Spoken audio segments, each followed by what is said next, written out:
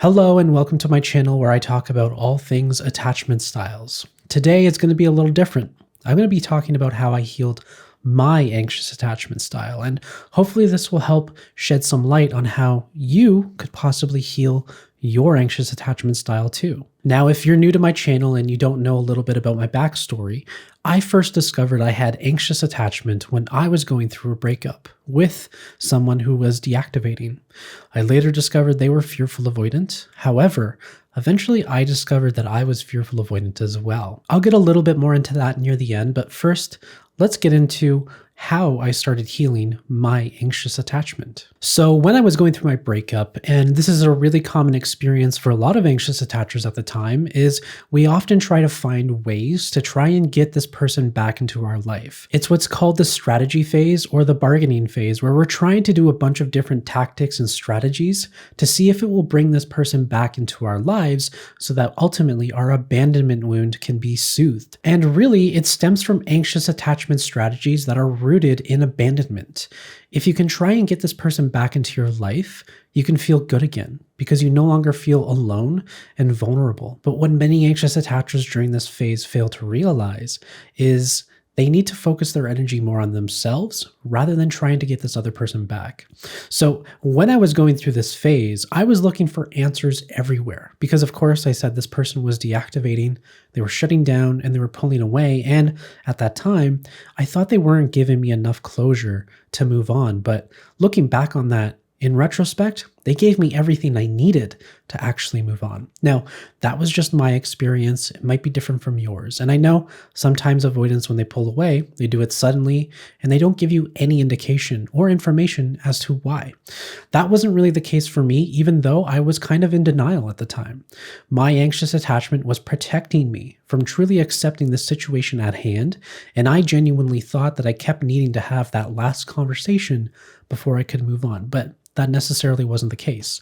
So what I started to do to try and soothe was to look for answers everywhere. Admittedly, at first, I discovered tarot and astrology, and I thought that that could explain what I was going through.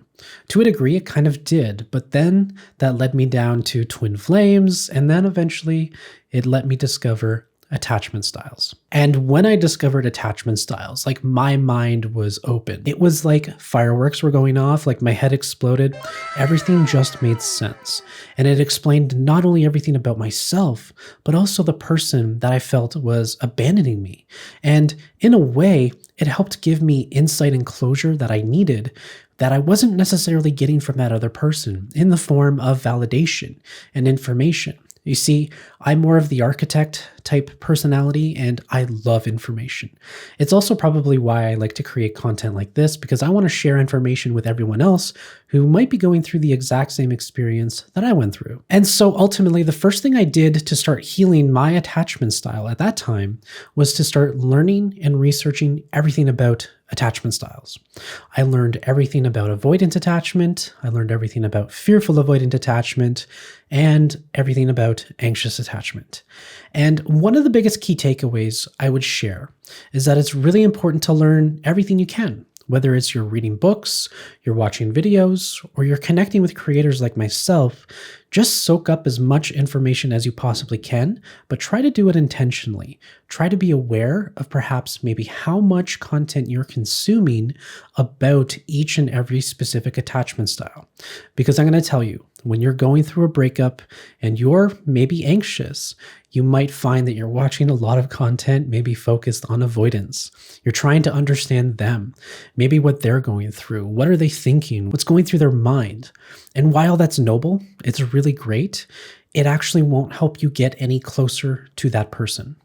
I will also say that sometimes we as anxious attachers, when we're going through this strategy phase, we sometimes think that by learning everything we can about attachment styles, that will somehow put us in a better position to try and get this person back sooner. I'm going to tell you that that probably isn't the case. You learning about attachment styles may not necessarily make them come back sooner. Just because you can explain fundamentally what's going on between the two of you doesn't mean that they're going to necessarily resonate with that information.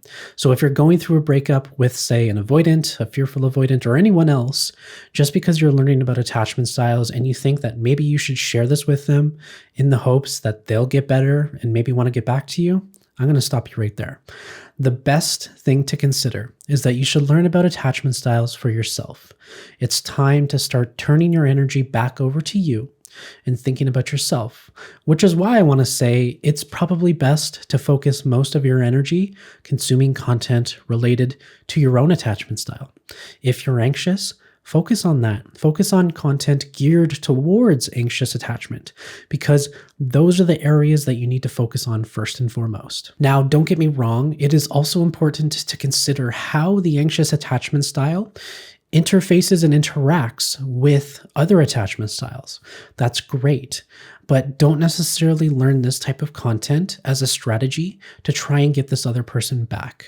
It's more important to learn about this content to set yourself up for a better relationship, not just with yourself, but for other people in the future moving forward, so that hopefully you don't have to go through a similar situation once again. Chances are you will, but what makes a difference is the fact that now that you know more, you'll be able to handle that trauma, maybe that difficulty of going through a breakup, with much more grace and ease. And that's ultimately what it means to be secure. There is no guarantee that just because this relationship didn't work out, that you're not going to find another avoidant again. On the contrary, most people you will probably find will be avoidant to a degree.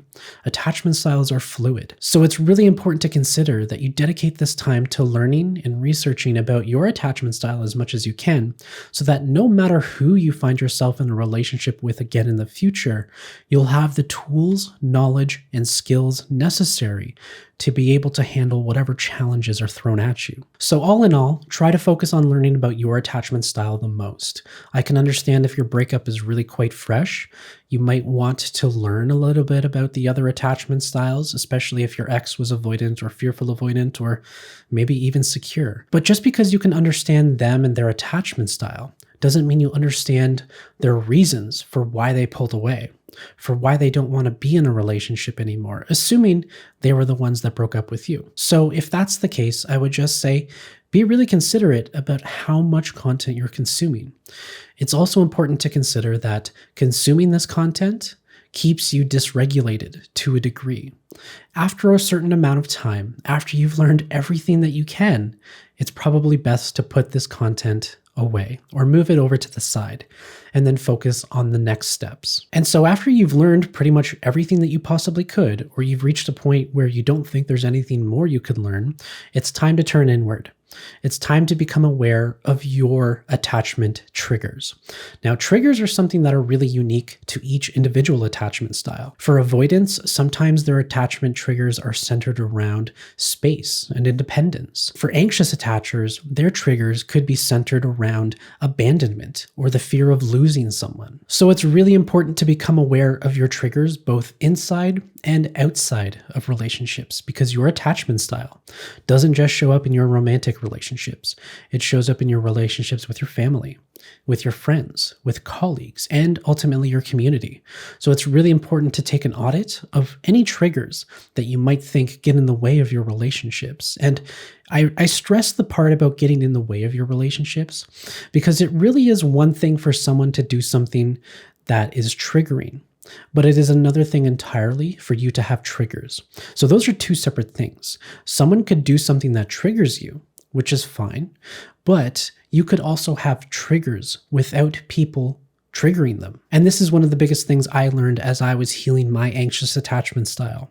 For many anxious attachers, they can be very primed to take things personally, especially if somebody triggers them. They think that that person is what's upsetting them. That person is doing something wrong. Sometimes that person isn't necessarily doing anything wrong at all. They may have just done a certain thing that is a similar behavior that resonates with a wound or a trigger that you have. And so sometimes wires can get crossed and you will think that that person is the bad person, when really they just showed up in a way that felt natural to them, which was triggering for your core wounds. And so creating that distinction between your triggers and people doing triggering things is really important because it's going to allow you in the next relationships to recognize that the person can do something that's triggering, but you can also own your triggers as well, to the point where just because they do something that's triggering doesn't necessarily mean you have to become lost in that trigger. You don't necessarily need to respond negatively to that trigger. You can take time to think about your reaction and try to reprogram in a healthy way how maybe a secure person would respond when they're confronted with a similar situation. And when you do this, you're going to find that communication around certain things that come up in relationships is going to be fundamentally different. It's going to be far healthier. It's going to be more open and honest, and you'll be able to validate the other person, including yourself. And that's what makes a really healthy relationship even stronger, because not only are you able to recognize where maybe someone does something that hurts you, but you can also see where they maybe do something that hurts you that they didn't necessarily mean to do. They weren't necessarily trying to abandon you.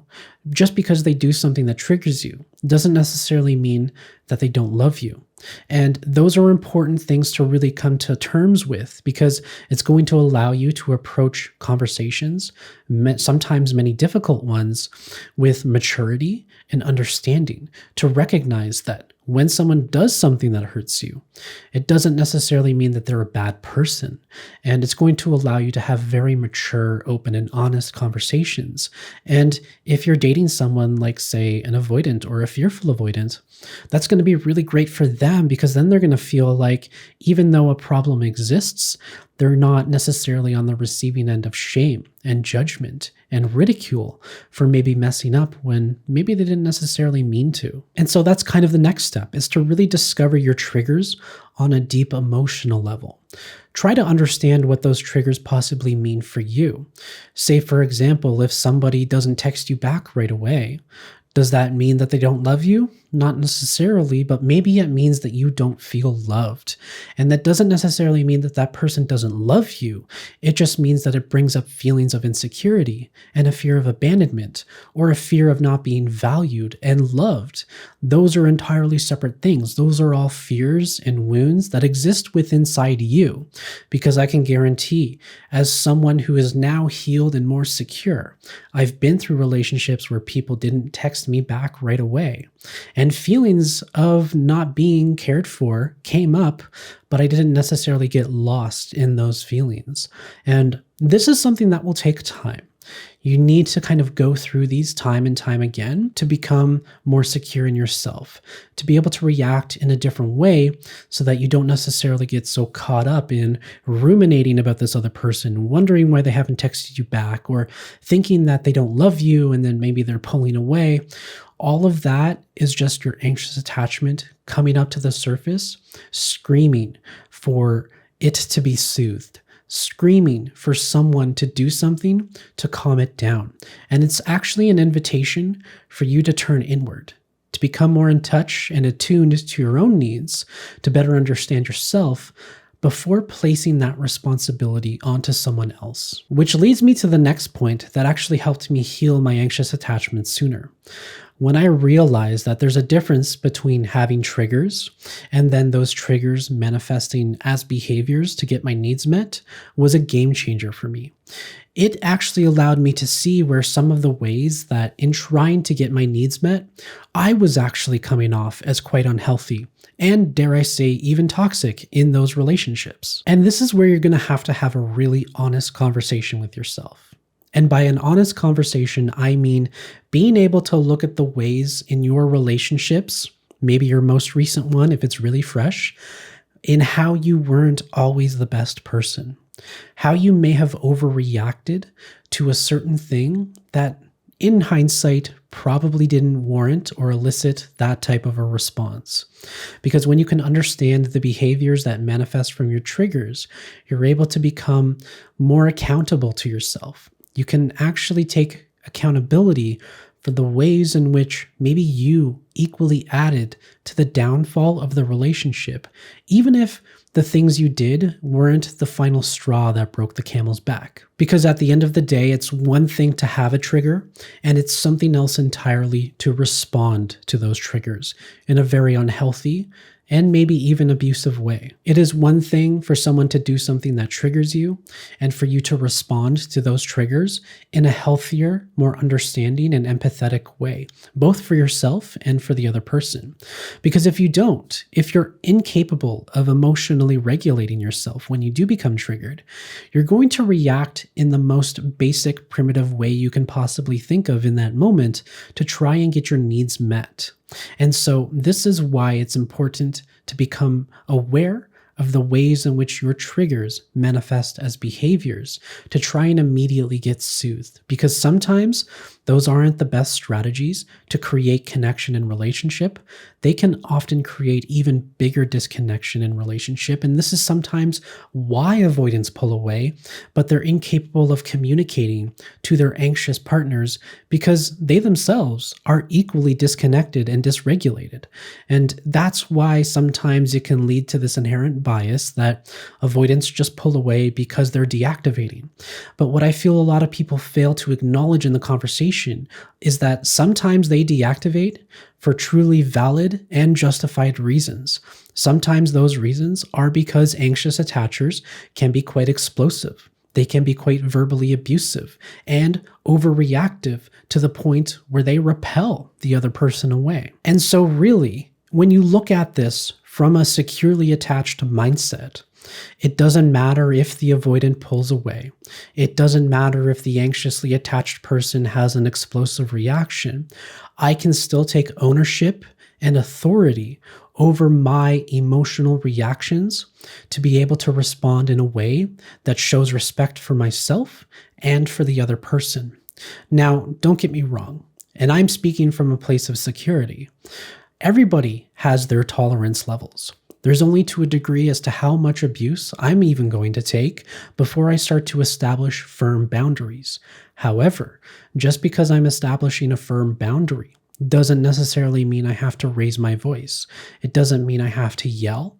It doesn't mean I have to bring the other person down to a level where I'm introducing shame, ridicule, and judgment into the conversation to try and get them to see their side, because none of that is healthy behavior. And so for my anxious attachers out there, if you want to understand some of the ways in which your anxious attachment can be manifested as unhealthy behaviors, I would recommend researching protest behaviors, specifically for the anxious attachment style, because protest behaviors can look very different from style to style. But for anxious attachment, this can take the form of giving silent treatment, maybe giving them the cold shoulder. You can also be quite invalidating, hypercritical, and judgmental, ignoring their phone calls and text messages, or possibly even having an explosive response to something that they've done. It truly does not matter what the other person has done,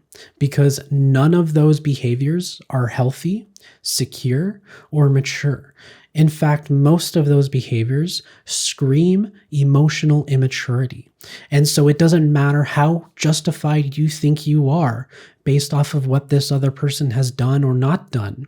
Because I can tell you 9 times out of 10, someone who is very secure in themselves, who has a very strong, secure attachment style, isn't going to allow the other person to justify and determine their emotional well-being.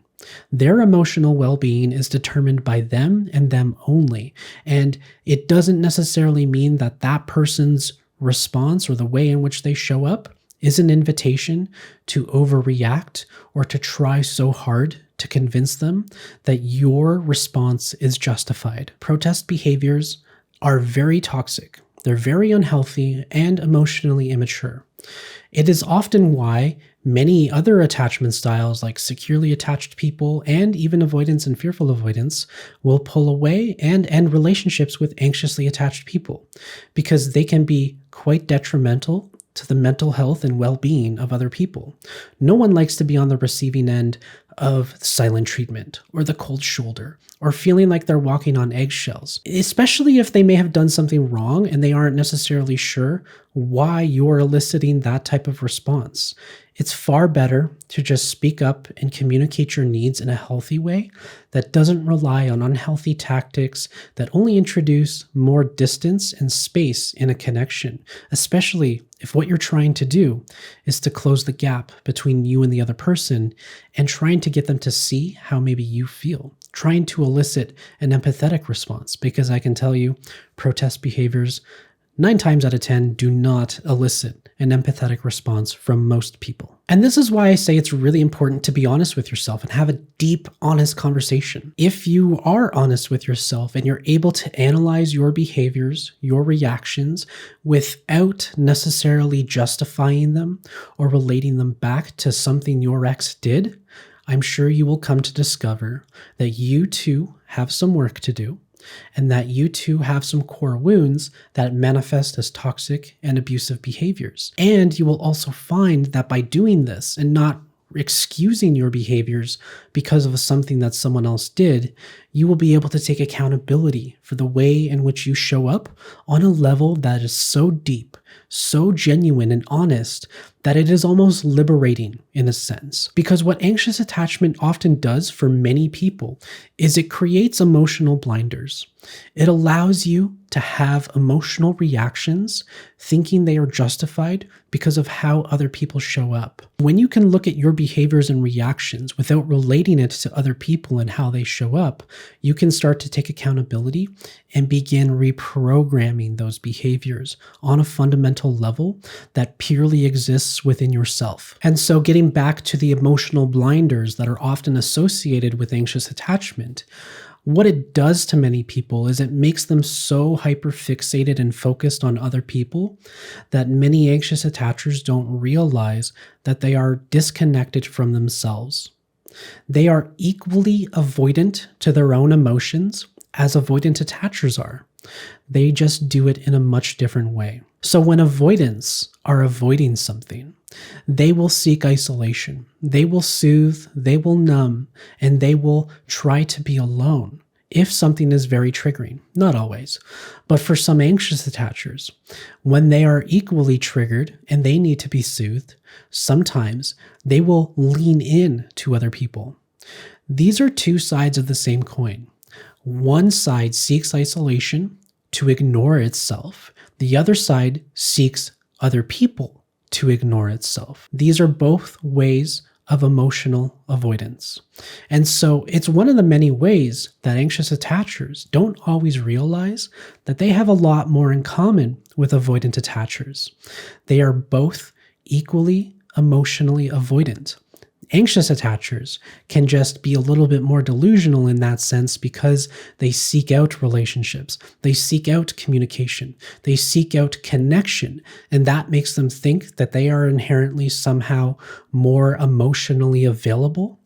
But they are equally as emotionally unavailable because they are giving parts of themselves away to other people to reassure them. And so because of this very transactional nature of insecure attachment, both of these styles are equally emotionally unavailable in their own ways, but it is essentially two sides of the same coin. And it wasn't until I had this revelation, that I had that honest conversation with myself, that I was actually able to empathize with avoidant attachment. And it was actually the first few moments I started to realize that I had maybe more avoidant traits than I realized at the time.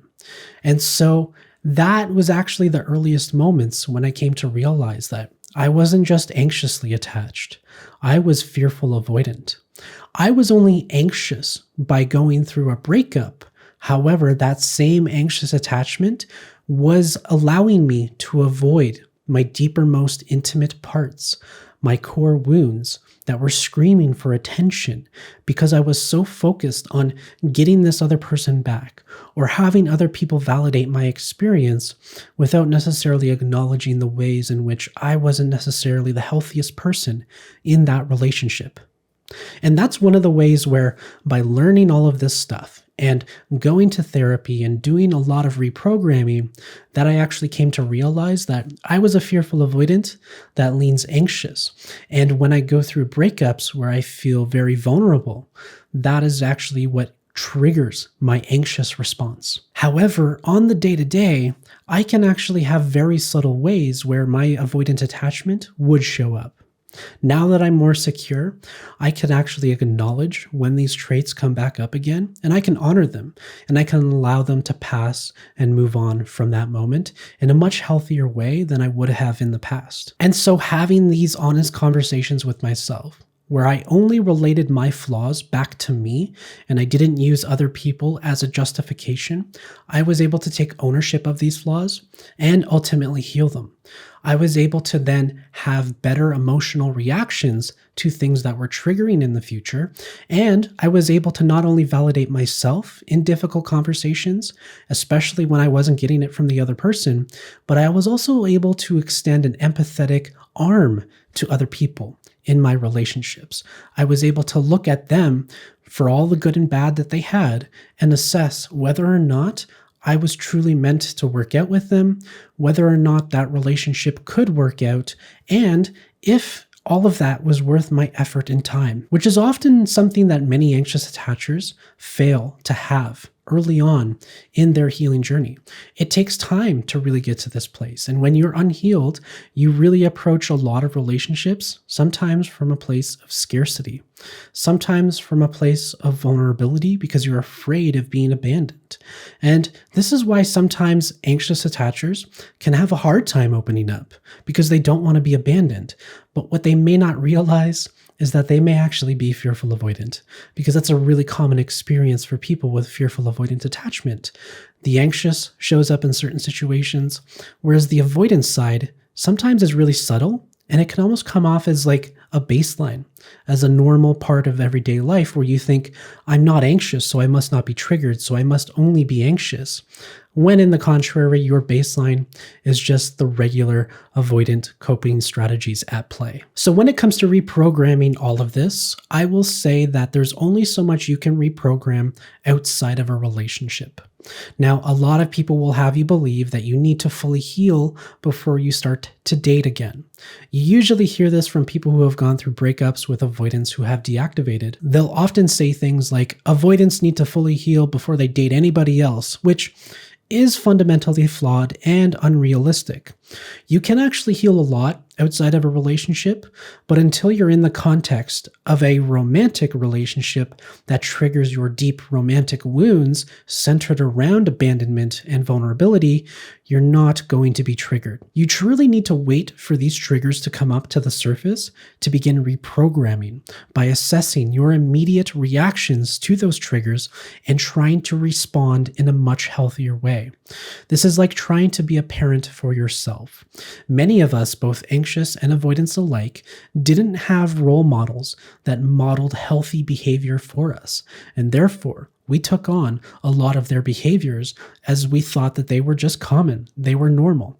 Whether it's you shutting down and storming off, or being hyper anxious and leaning on the other person and raising your voice and arguing, it really is just something that we pick up from those around us, often earlier in life. And so when it comes to these romantic relationships, if you're not in one, you're probably not going to be triggered. It's also a common myth that many people will think that they're healed because they've been single for so long, they've been doing so much research, and they haven't been triggered in quite a long time. However, once you get into a deep romantic relationship, I guarantee you there's going to be some wounds that come up to the surface. There's going to be something that someone does that triggers you eventually. And those are opportunities to reprogram that behavior. And this is one of the ways in which relationships can be quite healing. Because outside of relationships, you can learn a lot about your core wounds, your triggers, and the emotional responses that are elicited from those triggers. But until you're in relationships, you truly don't have the opportunity to reprogram those behaviors until those triggers are brought up to the surface. And this is why I believe it is a myth that you need to fully heal until you start dating again, because there's only so much you actually can heal. You can begin to heal outside of a relationship. You can start to better understand your relationship with yourself, your core wounds, and your triggers. But until you're presented in a situation where you're with someone, you will not have the opportunity to reprogram those triggers until they come up to the surface. And that's why relationships can be a very healing experience, provided both anxious and avoidance or any other attachment style out there is willing to take the time to research and learn more about themselves before they get into a relationship so that they can be in a better place to start doing that reprogramming work when they do get in one. What this essentially means is if you're on this healing journey and you find yourself getting into a relationship with someone else, be honest with them about where you're at. Tell them about your journey, some of the things you've learned about yourself, and maybe some of the ways in which you still need to do some work. But most importantly, some of the ways that they can help you to navigate those triggers, some strategies they can use to help you calm down or to help you have a better reaction in the future. Because ultimately, this is what it means to foster a healthy, secure relationship between two or more people. It really depends on how you both work together when those attachment wounds come up to the surface, rather than reacting off of each other. So I hope you found this video helpful. This, of course, is just a general breakdown of what my healing journey was like and how I was able to learn a lot about myself before I got back into another relationship. But I hope it gives you a brief framework of what a healing journey could look like and maybe some of the things and areas you need to focus on. I find when people make videos about how to heal attachment styles, they mostly focus on what you need to do, but not necessarily the order at which you can focus in. And so this was my journey. It helped me really dial in specifically the areas that I needed to focus on first and foremost, because I will say here, just because you have an insecure attachment style doesn't mean every aspect of it is bad. And that's something that comes as a shock to many people who are starting their healing journey. They will often think that they need to change everything about their attachment style. On the contrary, there are a lot of positive traits to having anxious attachment or avoidant attachment. It's about addressing the ones that maybe get in the way of your relationships and prevent you from deepening and fostering healthier connection. Those are the specific areas when it comes to your independent, insecure attachment style that you should focus on, because not everything needs to be changed in order to heal. It's really about addressing maybe some of the more unhealthy and toxic behaviors that are associated with insecure attachment is what allows you to become more secure so that you can keep a lot of those healthier behaviors intact so that you can actually have better relationships moving forward. So I hope this video shed some light on how you can actually approach your healing journey. If you're interested in learning more about attachment healing or just have questions about your specific situation, feel free to check out the links in the comments down below. You can book a one-on-one session with me if you're interested in connecting. And lastly, you can also check out these videos if you're interested in learning more about attachment styles. Thank you for watching and happy healing.